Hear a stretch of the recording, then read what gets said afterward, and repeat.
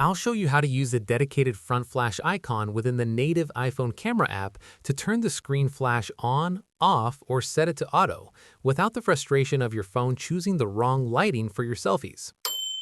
If you're ready, click the like button. Let's get started. For the first method, known as screen flash, open the camera app and tap the camera switch icon in the bottom right to rotate to the front-facing lens. Look for the flash icon, represented by a lightning bolt in the top corner, and tap it to quickly cycle between auto and off. Now, when you hit the shutter, the screen will instantly maximize its brightness and use True Tone technology to match the ambient lighting of the room, ensuring your skin tones look natural rather than washed out. For the second method, tap the chevron icon at the very top of the screen or swipe up from the camera mode dial to reveal the hidden toolbar.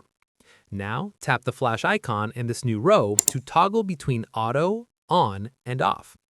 Select on if you want to force the flash to fire every single time, even in bright rooms. You can also toggle through these three options by tapping the flash icon in the upper right. For best results, ensure your screen is clean and hold the phone steady, as the screen flash is designed for close-up selfies and works best in low-light conditions. Another method is the long press shortcut, which is best for the latest iOS versions.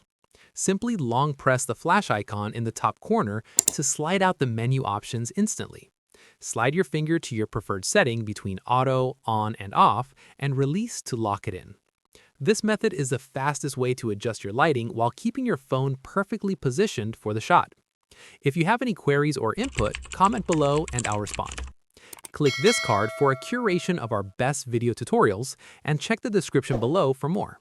Thanks for watching.